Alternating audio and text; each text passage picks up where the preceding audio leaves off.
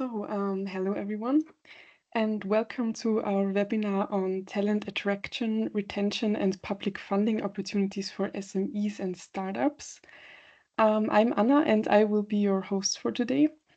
And just a quick note at the beginning, this session will be recorded, and we will also be publishing it on YouTube. So I hope that's okay for everybody. And we'll also send the recording to everyone after the webinar. And also feel free to always ask questions in the chat room during the webinar, because we will be having a Q&A session at the end. Yes, and first Lenz and Stefan from Talent Tree will be sharing their insights on attracting and keeping top talent.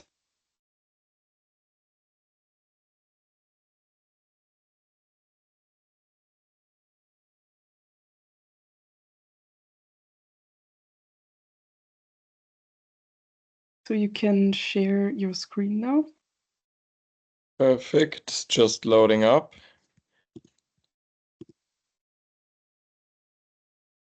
So, should already be working. You should see everything fine.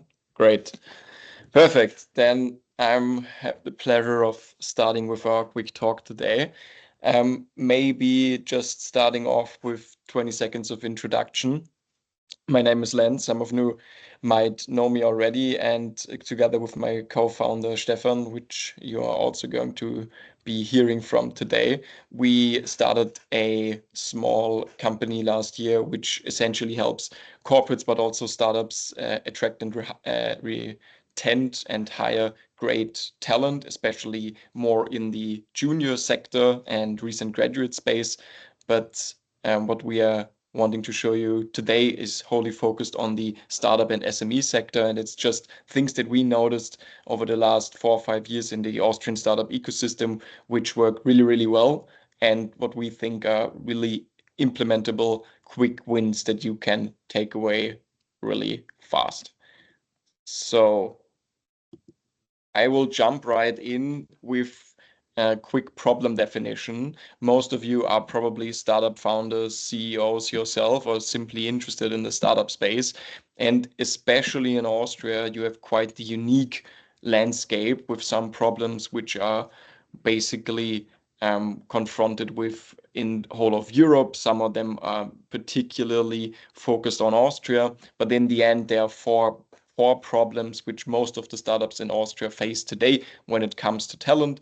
The first thing is that, especially in the fields of tech talent, AI, machine learning, and so forth, there's simply not much talent going around, and the competition increased quite a lot over the last 5 to 10 years, simply because there's a lot of more companies starting in these fields, but not enough talent actually emerging from the universities or even in tertiary education forms, and also not enough talent migrating. The second point is that for all startups, talent is basically the backbone for success. There can be a phase where you're just your founding team and you get the first momentum, but especially when you hit the ground and you actually reach product market fit or go into funding, you usually need more than just a founding team, especially when it comes to product building or sales. And usually you have a limited budget, very constrained options, especially in Austria. So you need to look for creative solutions to fill this gap. And one thing how startups usually fill this gap is by expanding their talent pool internationally. They look for cheaper talent outside of Austria, especially when it comes to tech or sales talent, but also in other regards. But this in itself comes with a lot of difficulties, from cultural differences to remote collaboration issues to hurdles when it comes to public funding, which we explore later. And the last point is exactly that, especially for those of you who already applied to things like the AWS or FFG grants. Some of them basically have a precondition that you already commit some talent, that you have at least soft commitments from especially tech talents in order simply to get the funding, since they want some certainty if the funding comes through that you actually have the resources to establish something outside of the things that you already built, and you can actually use the funding with the talent that you already secured. So we now saw what the usual challenges are and how startups usually handle that is with a hiring mindset, which usually can be sufficient in the early stages, but especially in the later stages can be really detrimental and can usually bring you off course when it comes to actually attracting the right talent for you. The usual traditional hiring mindset for startups and SMEs is usually that you hire in bulk. Hiring in bulk doesn't mean that you have 25 or 30 openings at the same time, but simply that you get a lot of candidates, you screen them for 1, 2, 3 positions. You may be hiring more people than you actually need, simply because you don't have a structured hiring or training system which those people go through. Usually the people only stay for half a year to a year, because retention, especially in the startup space, is quite the interesting challenge. And this approach usually leads to inconsistent performance and very inflated hiring costs, simply because you don't have the focus that you would actually need to get those talents, because usually startups don't really know where to look for talents which fit their company, especially in the early stages. Companies and startups who want to go for more senior talents, especially if you're looking, for example, for a CFO, CTO, great product people with more experience, usually try to look for this perfect hire, which usually doesn't exist. And simply that does cost you a lot of resources, because mostly you either hire a lot of people who actually don't fit the role perfectly, and you then have the struggle of onboarding them and training them, but the fit is usually not that great. But the even higher challenge is not hiring anyone and simply constantly looking for the perfect hire, the perfect fit in a market where it's already very competitive, and as a startup where you usually don't have the resources to get the talent. One framework, and probably the slide with the most content today is this one. It's something that I talked a lot about with other startups founders, be it from Europe, the US, or Austria, and it's the data framing framework, essentially, for how to get great talent and what talent to actually focus on. I will try to do it as simply as possible, but if you take a look at the upper left corner, we have the first case, and it's usually that which most startups are going for. This is case A, where you have skills and experience of a candidate which basically should match the job requirements. Sounds pretty simple, but that's usually what you're looking for. You look for someone which fills the thing that you are actually looking for. So there's essentially no gap, no delta in between the job requirements and the skills experience. And what that usually means is, if the candidate already has the required skills and the required experience, usually they are more expensive. Pretty simple. Most of the candidates you're looking for already filled all of the qualifications. They usually come with a premium because they have more education, they have more experience. Pretty simple case. Going on now to case B. This is a similar case, but quite different in some key areas. This is when the skills and the experience of the candidate do not yet match the job requirements. This can be simply because the person hasn't finished education yet. Maybe they don't have all of the programming languages you're looking for, or maybe they simply haven't had enough exposure in a certain industry, or they lack leadership skills, for example. Usually, if the delta meaning the gap between those two, between the cliffs, is not very large, it's pretty small in regards to the actual hiring costs and the actual time you need to invest, it might still make sense to go for someone like that, since you can compensate for that case. I will talk more about that in a short term. Going fastly to case C. Case C would be if you have a larger gap, a huge delta, which is so huge and so far apart in between that you cannot even compensate the lack of skills or lack of experience with training or any kind of other reimbursements, simply because the gap is simply too large. I think that's also pretty easy to understand. If you look, for example, at at this junior software developer who should now become a CTO at a 20, 30 person company, and they never had any leadership skills, or they miss two programming languages, they might be able to compensate for that. But the amount of resources it would take to train a person to actually learn the abilities needed for the CTO position would simply be too high to justify the investment. And now finishing up with case B2, which is basically an advancement of case B. That's the best case, in my opinion, because you have the delta, which is still pretty small. You have only a small gap between the actual skills and the job requirements, but you still are able, with some training, to build up the connection between those two. And the great thing about that is, if you hire for skills and experience, but you maybe not able to get the perfect hire, you still have like 10%, 20% gap between the actual job description and the candidate, or the actual position you have to fill.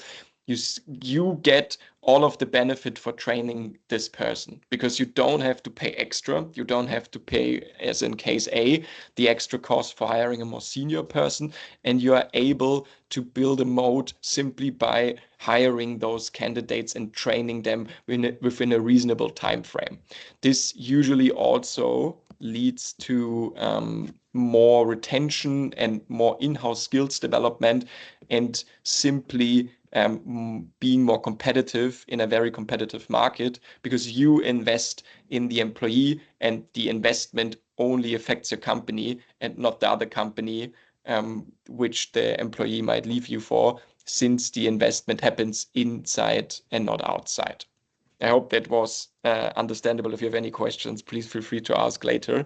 I just One quick example, which I will go over fastly, is the CFO example could also work for CTO. If you're looking for someone, especially in the early stages, and you probably as a startup can't afford a six-figure salary, and you can't afford a CFO, but you may go for a great finance manager, which still needs some training in his leadership skills and also in strategic finance skills.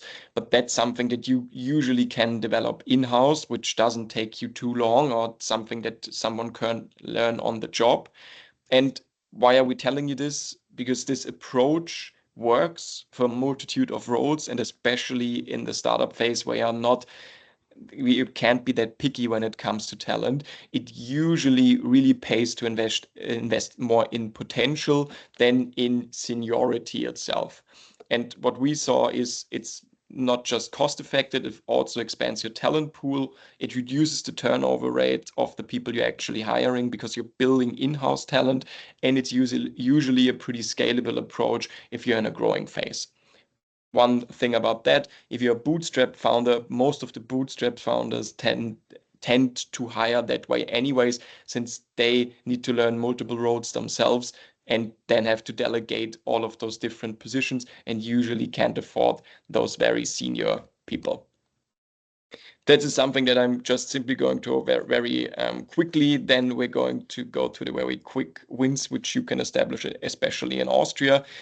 If you are able to get these talents with more potential and maybe less experience, but still good enough that they can work basically from day one and don't need like a lot of onboarding, there are still key areas where you should train them. If we take the sales example, for example, again, especially in the beginning, sales is usually something that the founder or the C-level does.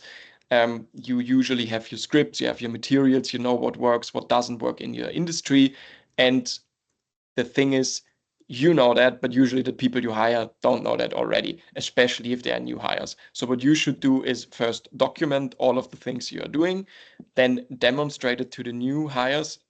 Best case, you join them for some sales calls, you provide instant feedback on what they are doing wrong, what they are doing right, and then simply offer mentorship over the long term. But actually letting them work and giving them a lot of responsibility can go a long way.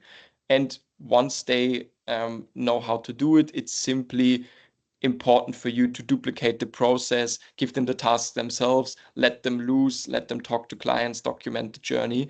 and simply have a framework of constantly retraining those people with the learnings that you painfully made before you hired them, because otherwise you start from day one again, and the people that you actually hired don't get all the knowledge that you painfully gathered.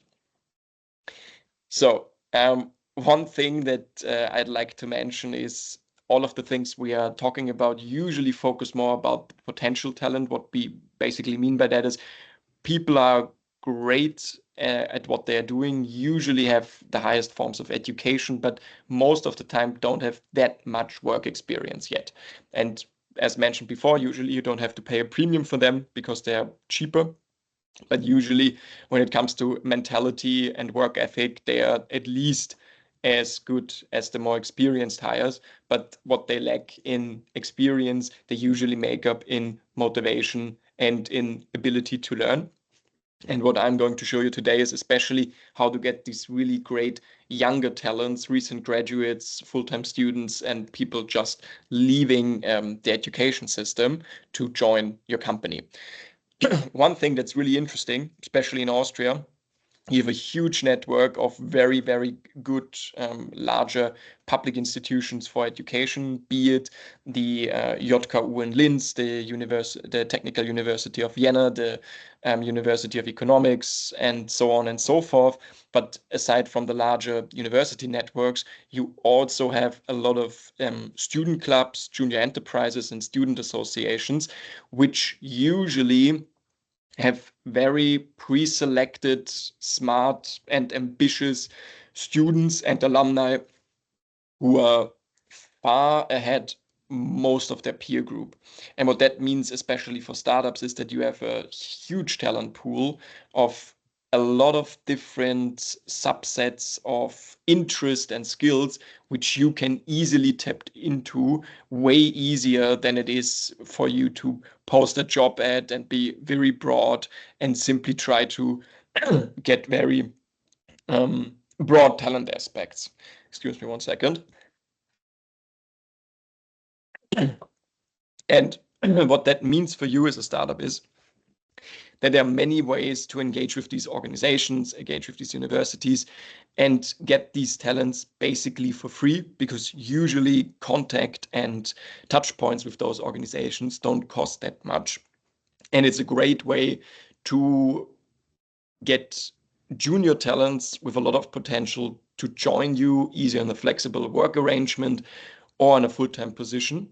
And there are a lot of success stories happening right now, and a lot of success stories happening and happened over the last 3-4 years. And I think two of them, Stefan can quickly share with you.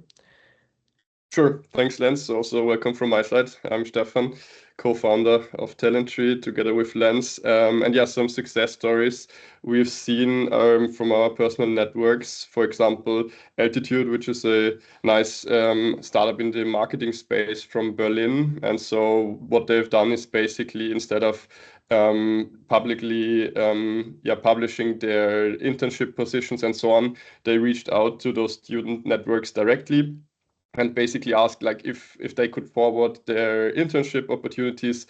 And because as Lenz already said, you have kind of pre-selected talents in those areas. They were pretty good applicants. One of them got selected, and this one immediately then basically took another student colleague of her also to Altitude. So basically they got two super nice interns and yeah, super nice success story, because they basically paid nothing for it, just a little bit of time investment. And also some other success stories. There's also Rotable, which is a health tech startup from Vienna, and they did basically the same. So reached out to those student clubs directly, in this case to Uniforce, because the founder of this startup was also an alumni, and so he used to engage this his old student organization, and got also many interns now from the student organization. So as you can see, like super easy examples on how to engage those clubs by just reaching out to them and basically getting talent for free without any additional costs and resources. Thank you very much. And one last success story that I also wanted to share is from Heitzmer. You may have heard of them. They recently been to 2 Minuten 2 Millionen. Didn't get the investment, but have quite the steep growth over the last year. And from the early stages, I think they started with around 5 to 10 people and grew the company to around 50 or 60 people within 1 year, which is, especially for Austria, that doesn't happen that often, let's put it this way. And especially in the beginning, the co-founders focused a lot on those student clubs, and they were able to get very smart, driven people from sales to techies to marketing to HR, because they knew the value of engaging with those student societies. They had already existing relationships with them. They did some keynotes for them. They helped them with some events in the past, gave them some insights on projects. And now it was basically time to repay the debt, if you can put it like that.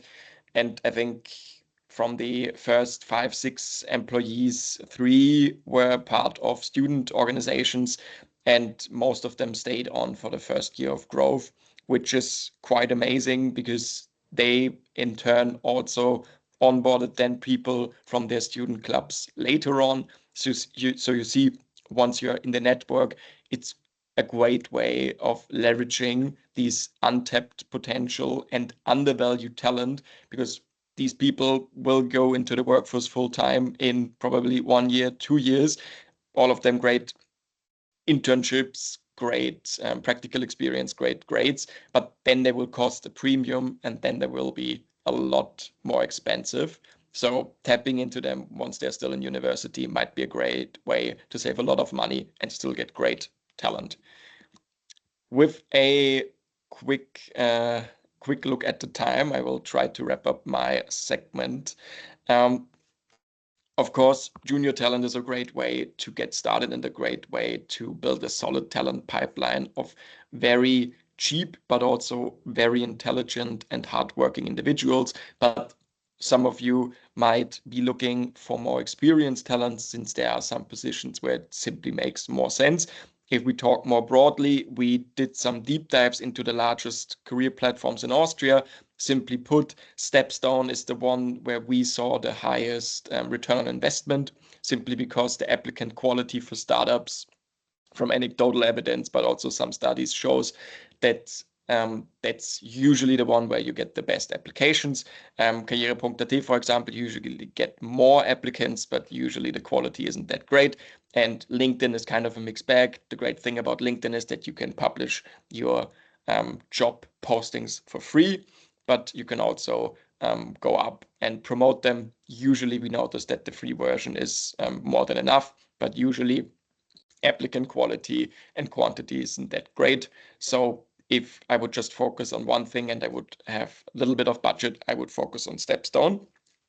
But one caveat to that: we would also advise you to invest in LinkedIn if you're on startup in Austria, simply for 3 reasons.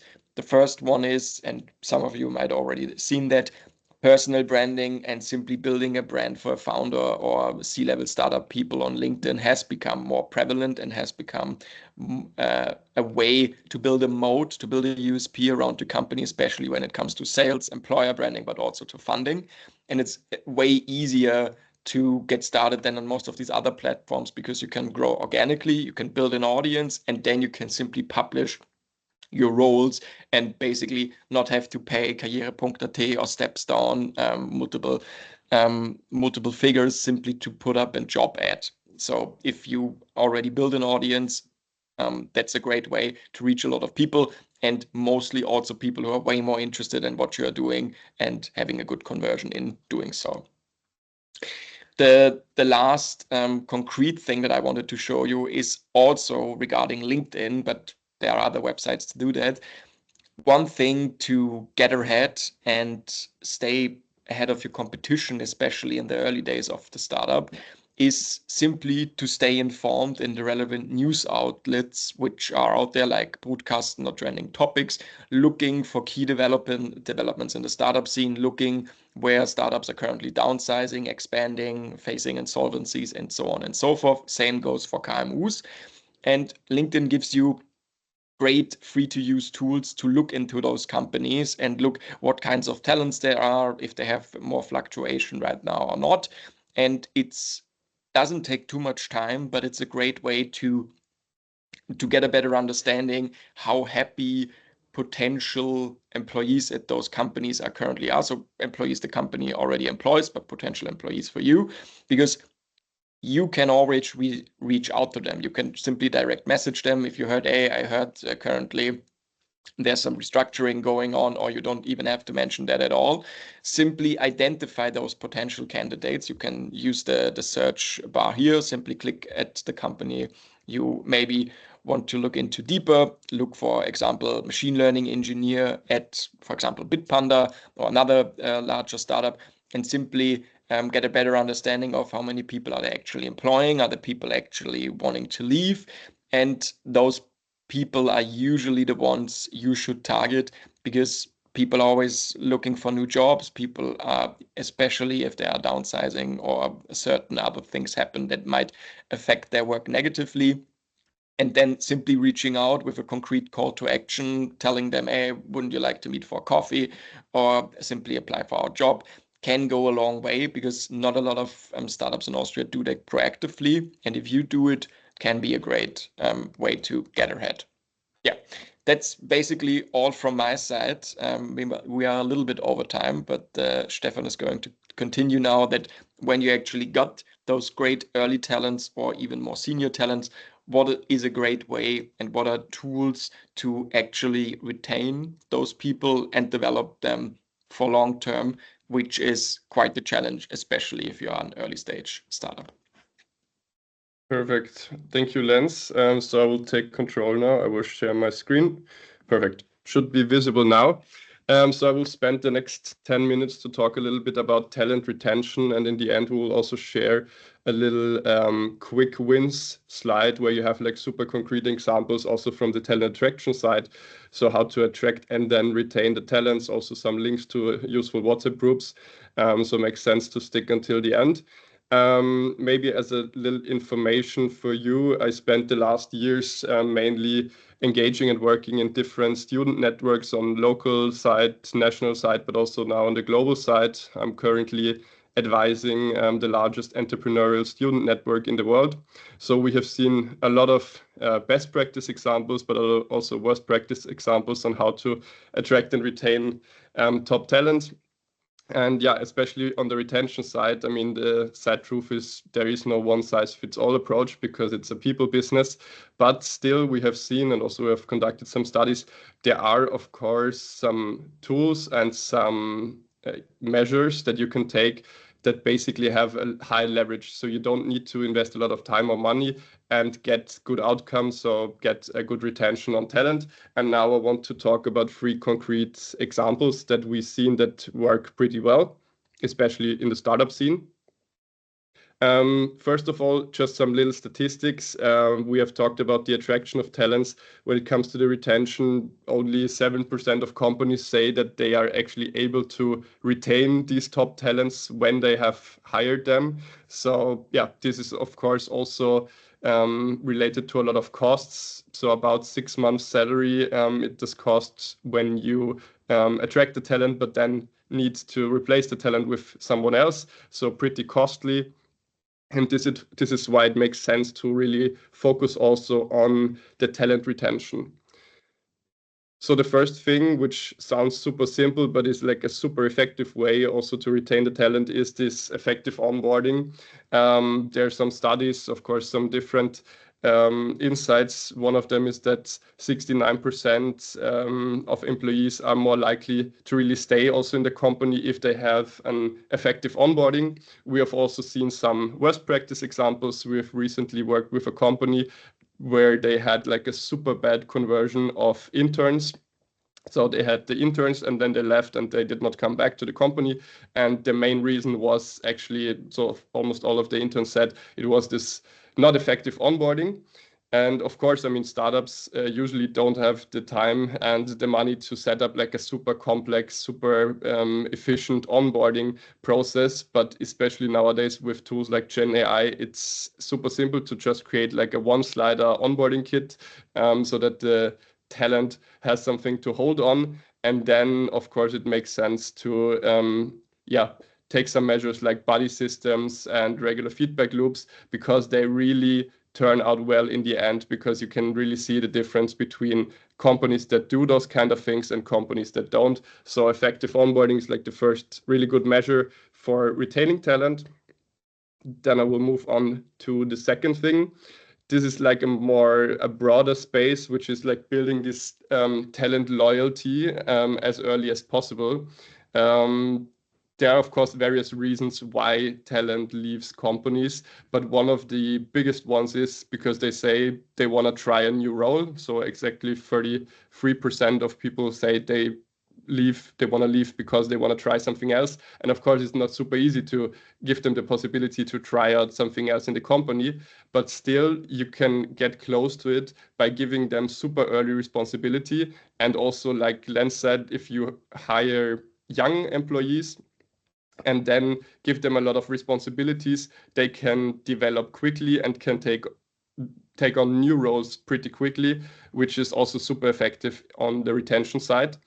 And the last thing is also a retention topic, even though it's not keeping them in the company the whole time, but actually they leave and then they come back, is engaging your alumni.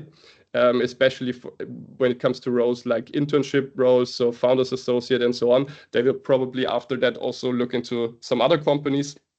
But we also saw that only 3% of companies really make an effort and try to make follow-ups after personal engagements or after things like internships.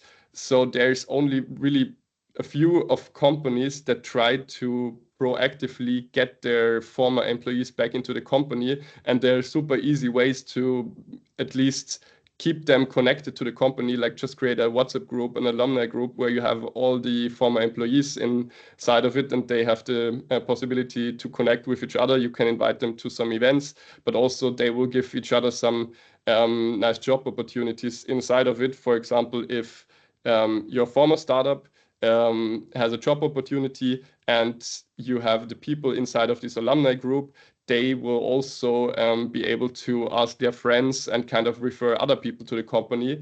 So this is also some form of retention. So keep an eye on that. Engaging alumni, super effective way. So these were like the 3 top things that we saw, which basically don't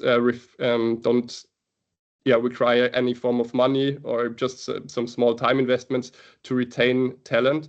And now, as a last part, as I promised, a quick wins sheet for you. You can also make a screenshot, or I think you will also get the possibility to have the slides later.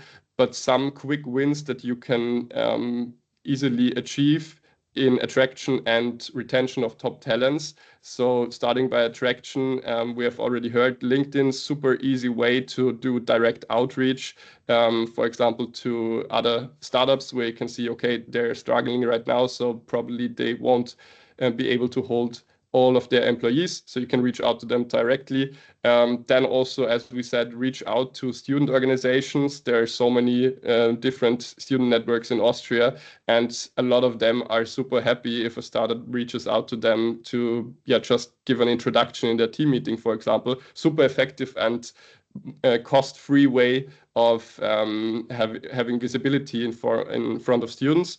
And then also join some talent communities, career groups, for example, those on the bottom left. There are 2 super nice WhatsApp groups where there are being shared a lot of internships, working student positions, but also startup jobs. So you can just post your jobs inside of those groups. And when it comes to the retention, 3 super concrete steps. Build, as I said, a 1-page onboarding kit. You can do it with Gen AI, super simple. Also do some stay interviews. So after some time, for example, after 4 to 6 weeks, just do a little interview, not about the goals of your employees, but really about what makes them wanting to stay and what makes them wanting to leave, to get a grip of how retention is going for those employees. And last but not least, celebrate small wins. I mean, this is broadly known, but very effective, because especially young talents, they really like to have some visibility inside of the company when they are able to have some little successes. So these are some concrete tips from our side. We are also super happy to make some introduction, especially if you're interested in some of the student organizations. So feel free to reach out to us. You can connect to us on LinkedIn or write us an email, whatever you want. And now, after having heard how to attract and retain talent, even though there are, of course, measures that don't take a lot of money, at some point you will need some money, and this is why we're talking now about funding options. So I will hand over to Dharma team right now.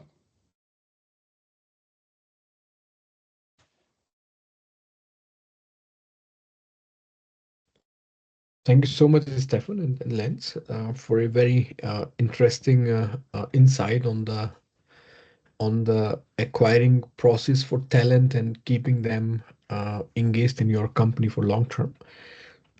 From the public funding side, I would like to begin with a small introduction of me. That I'm Vijay, and I'm running Dharma Funding Solutions. What we do is that we help startups, SMEs, research organizations to acquire public funding. I will go a bit more in detail of it slightly later. But to begin with, that I'm a mechanical engineer. I studied energy and environmental engineering from Belgium, and then I specialized more and more into grant application writing and getting them succeeded by different national or international funding agencies. In addition to the company, then I have a few honorary engagements, that being evaluator in different national and the European funding schemes, so like Interact program from European Commission, and then also for Romanian Science Foundation. And then I in addition to these things, I also support some startups as a mentoring. I'm invested at this time in 14 different startups by myself, in addition to the company. When we talk about the topic of public funding and the talent, over the last couple of years, but I have very often seen that funding agencies very often approve grant with the option that right talent is still to be hired. So it's not really necessary that like you have all the job contract or all your engagement with your employees signed at the time when you are submitting your grant applications, but in a different way, that it is possible that if you do not have a right team or a complete team of your project, that you could still submit the grant applications to funding agencies with the option that you will acquire the right employees as soon as the grant is approved. And this brings to the bit a troublesome situation for many small companies, that once you acquire a big sum of the grant, so like the BASIS program funds you €1 million a year quite easily for a research project. And as a startup, you are in the beginning a group of 3-4 people, and you have 3-4 people to be hired in the funding scheme. This brings you to a point that in a short term, that how to find and where to find the right talent. And these talents, that like hiring someone is easy, but hiring someone who really fits to your team or to the task the best is the toughest thing in a business to build.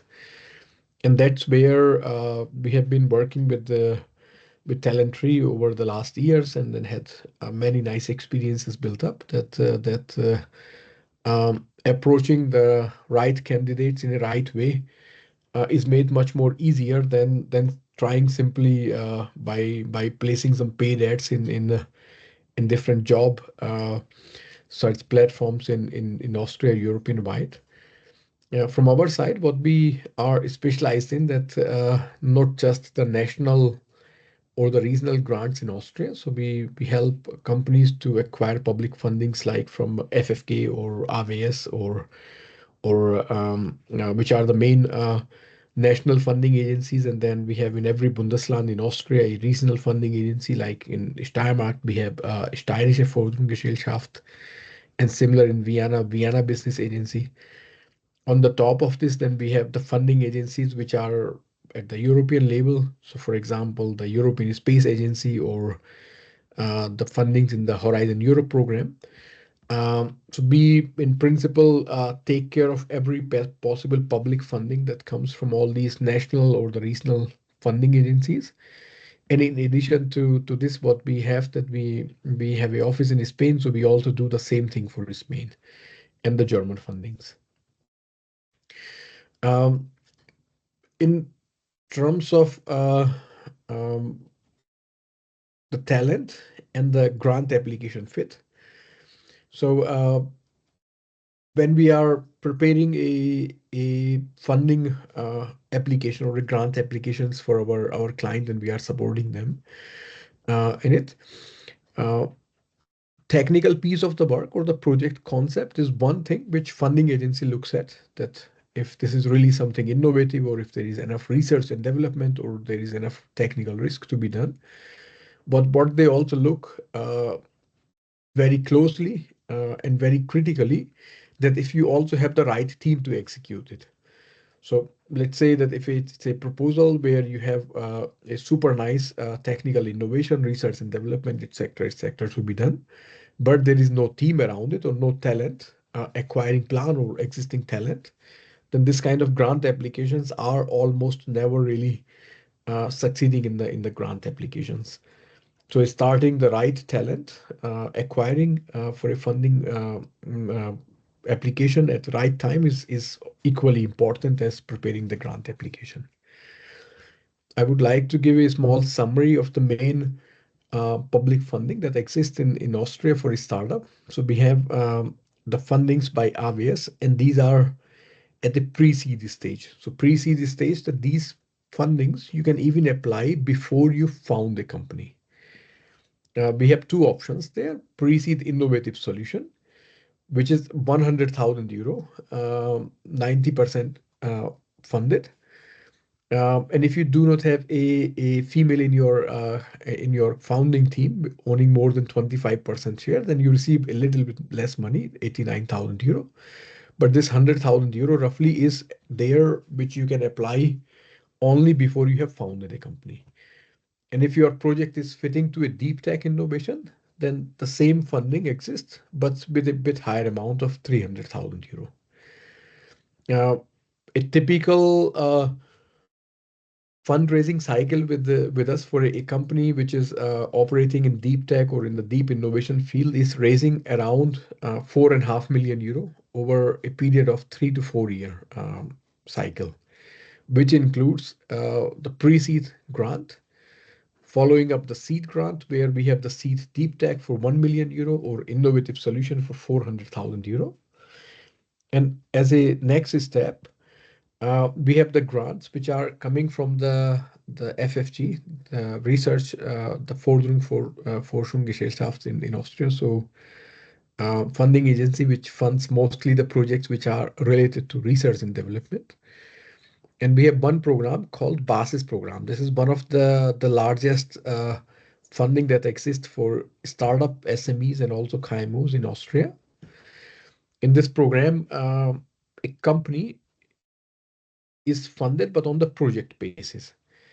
So this means that AWS funds a business, a company, but FFG funds a project. And to say it in a different way, that with FFG program, a company could have the different projects, and all of these projects can be funded one by another by the different funding schemes in FFG. So we have the BASIS program where if it's a company which is less than 5 years old, can receive up to 3 million euro, 70% funding.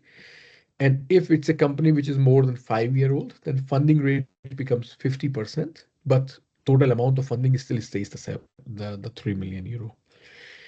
A smaller version of it exists in the form of a client project where funding rate is 60%, and it funds project costs up to 150,000 euro. Then we have the follow-up of the BASIS program. So for those companies which are looking more towards the marketing, sales, and market entry point of view for the work what they have executed in BASIS program and are less than 5 year old, they can apply for the Markt Start grant. This is 250,000 euro. And a small option for the project which have a special social or the environmental impact exists in the form of impact innovation, where a project of up to 150,000 euro Gesamtprojektkosten can be funded with maximum 75,000 euro. In addition, there are some other public fundings. So we have, for example, the Projekt Start from FFG. This is a small check which almost every company can win one time in 12 months. And this check, you cannot really use for anything else but except hiring the consultants like us to help you out in the grant application preparation. If you have some IP related topic that you would like to file for a patent, then there is a small patent check existing. And there is a small grant for working together with a university so that you can have their research and development supporting you in different processes. And this innovation check can cover their up to 12.5 thousand euros costs. In addition to these things, what we also are very successful and have a big portfolio in is the European grants in the EIC Accelerator or the Horizon Europe program. EIC Accelerator funds the young companies which have invented something super innovative, cutting edge innovation, with a grant of up to 2.5 million euro, and a investment option, which is from this year onward, is 10 million euro. Until last year, it was 15 million. So by now, a company by a application can win up to 12.5 million euro in one grant application in this program. And then we have several projects, over 40 Horizon Europe projects, all the time being built and supported, where we don't apply with one single company, but with a group of companies, and we build a consortium. Then we have other grants like EIC Pathfinder and the Marie Curie postdoctoral grant. There are several points to keep in mind when you are preparing or looking for a grant, that it's not just the quality of your application, but also the timing what matters. So one thing is to take or not to leave is that if you are in a process of founding a company, don't rush into founding a company. Think about if your project is a good fit for the pre-seed grant, where you can receive 300 or 100,000 euro from AWS to build your first prototype.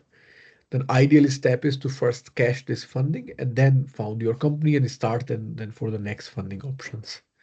Second, that not just the grant application quality, but also the team. That in a application, once you are preparing, that you also try to cover that almost all the technical innovations what you will need to be doing in the next 2-3 years in these projects, that you build a structure in a way that you have the right talent there to execute it. And the third one, that in some or in most of these grants, that you also require a eigenkapital, so your own budget to co-finance the project. And if you are looking for help in it, then we are also more than happy to help. So we have official partnership with the banks and several investors, and we are more than happy to support in it. At this time, we have a little bit more than 500 companies which have successfully won grants with us. A few logos we have presented here on this slide. If there are any questions, then I'm happy to answer. But that's for now from our side.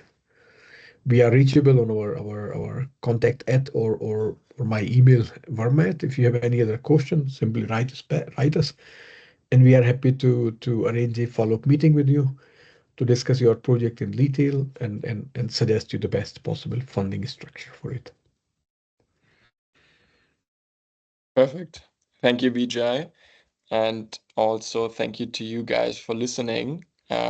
I see there are some questions in the chat.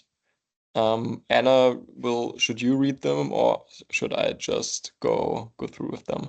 I can go as well. Perfect. So we have the first one, the question from Michael, that how much time it takes from the application for the European funding. So for the European fundings, you can only apply once you have founded a company. So founding the company is the first step, so that you have a business entity. And this I'm talking about the EIC Accelerator or the Horizon Europe program. Normally it takes we from our side we need around 6 weeks time to prepare your application, 6 to 8 weeks.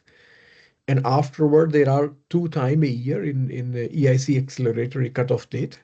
So application can be submitted anytime, but evaluation process only begins after the application cutoff date is over. First one was in March and next one is in October. So that means that it can be submitted anytime, but after you submit it, after this cutoff date, roughly 6 weeks time the European Commission needs for the evaluation. Then we have the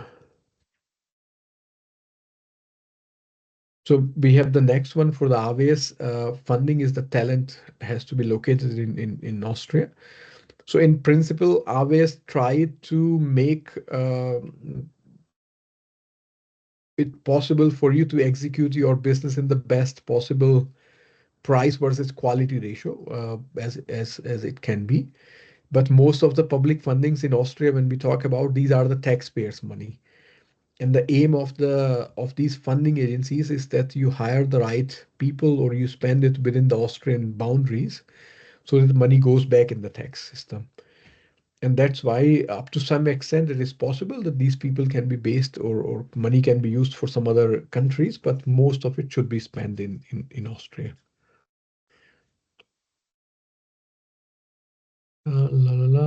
So, and the next one is from the Mari, that how do you commit people to when you are applying for FFG basis application? I think there are two ways how we often solve this issue. Is that one, you have the right people, and you, instead of trying to keep them in any darkness or anything to hide, you talk to them openly and mention them that this is a project.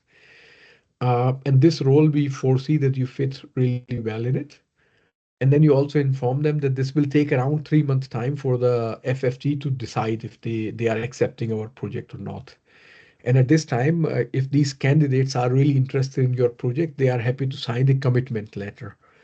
And this way, I think this is fair enough for them and also for the funding agency, that they see a right CV, and the candidate also sees that there is a potential in the CV of this person fitting to this project. And normally, I mean, so far, 3 month time, it seems long, but it's not really that long once someone is looking for a job, where they see their future. So if I'm the person, let's say if I even look at me and I would like to apply for a job, instead of jumping just on a job in a rush, I would rather take my time, where I see that I would spend my next 5-10 years at least, and I would like to be in the office or in the work where I celebrate every day of my 8 hour I spend there, rather than just being there and blaming myself that I could have taken a better job. Funding options, when you are building a hardware product. So I think for Michael, what I would suggest that that perhaps write us a message and we could arrange a meeting to discuss your project more in detail to understand that which funding fits the best one. Because hardware is a very broad term, and I would need to understand it better and more precisely that what exact your innovation is and at what stage of your product development are you now and how is your team structured. So, but in principle, funding agencies, they don't differentiate between if you have a hardware or not a hardware, but it's rather innovation driven. And which kind of talent FFG? Then we have a question from Marie that what kind of talent we are looking from FFG, or I mean the AWS or FFG looking for. So FFG is a funding which funds research and development related cost. And most of the time, funding agencies wishes that you have the right team member who can execute the work within the boundaries of the research and development. And that's what they look for. And AWS is rather more a business-driven business, the funding agency. And there, I mean, it's the talent is not really, I would say, the the the way to say that that we can say it's a what makes a good talent. But if it fits to the project execution, then this is what the funding agencies are looking for. Then I think it's for you, Lenz, that how you get in touch with the student organization. Yes, I think that can be answered really shortly. One thing you can do is you go to the official website of the Junior Enterprises Austria, which basically then lists all of these other student organizations, and they usually all have offices and addresses, so you can simply put in a mail to them. You can also directly contact them on LinkedIn, first finding out on the official Junior Enterprises Austria website what kind of sub-organization actually fits your needs. So some of them are more focused on tech talent, some of them more on product, one of them more consulting, sales, etc. And if you have a very specific ask or a certain call to action, then it might make sense to approach the current board, which you can also find on LinkedIn. But if you have more detailed questions, you can definitely reach out to me or Stefan after the session, and we can explain it in more detail. Next one is also for you, that how do you determine the delta for hiring the talent? I mean, Yes, I think that was the first question that I saw. I mean, yeah, good question. I think it's quite difficult, especially if you're starting out, if you're a first-time founder. One framework that does work really well is you simply do more skill-based assessments than simply doing interviews and just talking about the CV. So maybe actually in the process of interviewing the person, you give them a concrete task, either to take home or to do in front of you, for example, mock sales interview or coding challenge, something that actually demonstrates the skill. And then you can better determine where there's still deficiencies and whether there's still something that you can train, or if you think the delta is too big to actually compensate with in-house resources. But there are also some resources online where you can do questionnaires before the interview, where the candidate basically tells you a little bit more about projects that they did, and you can ask them more detailed question about the actual work that they have been doing, and not just what the company was that they worked for, so on. So get a little bit more into details, but I think skill-based assessment is probably the way to go, and using third-party tools for that is usually way more efficient than doing it all in person. Yeah. I have a question for you all as well. So let's say that that there is a project accepted for funding, and that they are lacking 2 or 3 people in their team they need to find. So how fast can it go with you to work with you? How long would it take that that people can expect the right candidates? Good question. I think it depends. So if they already got the funding, if they have gone through with that, usually depending on how many projects we are doing, it usually takes us between 10 to 14 days when they have the candidates to actually interview them. So we pre-screen them, we do some initial interviews, we use our network to get outside of the usual talent pools. If it has to be really fast, and if you haven't got the funding yet and you only need the commitment from someone to, yeah, I might want to join your project once the funding goes through, can be as short as a few days. So for one company, I think it was 2 or 3 days, and we provided them with 5, 6 CVs, 3, 4 of them were fitting. And the thing is, when the funding is already through and you're talking more about fixed candidates, full-time position, can take 2, 3 weeks. And then you also, of course, have to talk to them and ask them when they can actually start, like what's the first time that they can actually begin working and not just sign the contract and committing. But yeah, usually CVs on your desk, 2 weeks, and pre-funding, it's usually a few days.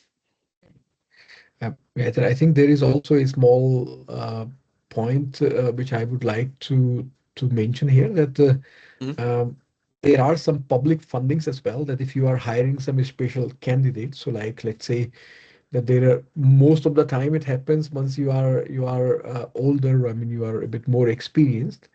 At this time, you you you you either lose your job for whatever the reason, or you leave, but it's not that easy for you to enter the market again. And you are, let's say, 6 months over in a job search in the IMS system. At that stage, there is a funding which IMS can support you to support a company to hire this kind of candidates, uh, where they pay, I think, up to 50% of the brutto Gehalt what you pay to these people. And then there is also a support that in case if you are hiring some hindered, so like some special candidates which have a special requirement in terms of disabilities. And these are also linked with to the social insurances. And how I understand, or how I know, that up to 20-30% of their brutto Gehalt for some month, or up to, I think, a year, could be paid by the social insurances as well.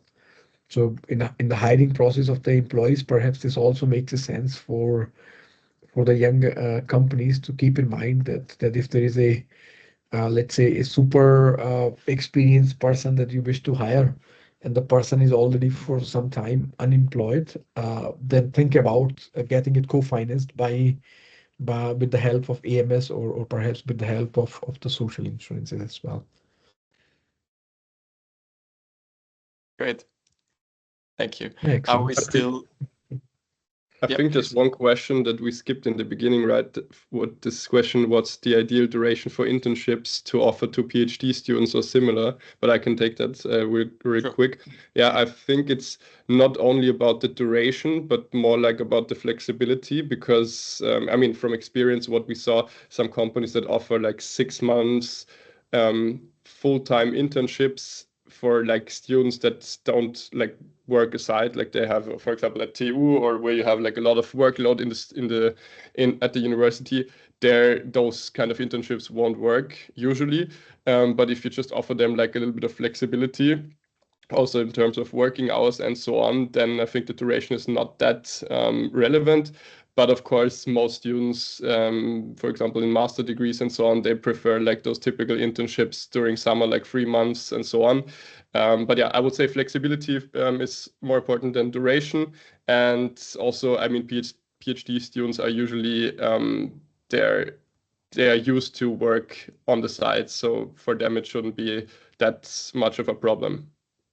Yeah, and I think maybe just to quickly add to that, especially when it comes to PhD students, it also depends what kind of work they are doing. So, for example, someone who's studying data science and helping you come up with some machine learning stuff or building an algorithm, usually most of them are doing their PhD, of course, maybe working on the side, and offering them, as Stefan mentioned, flexible work arrangements where they can work as a freelancer, for example, usually works just as well, because full-time commitment is usually not doable. If your company is more advanced, you may be able to offer them like a PhD research project, so they can do their PhD dissertation research with you together, but that then has also be discussed with the university, so might be a little bit more difficult.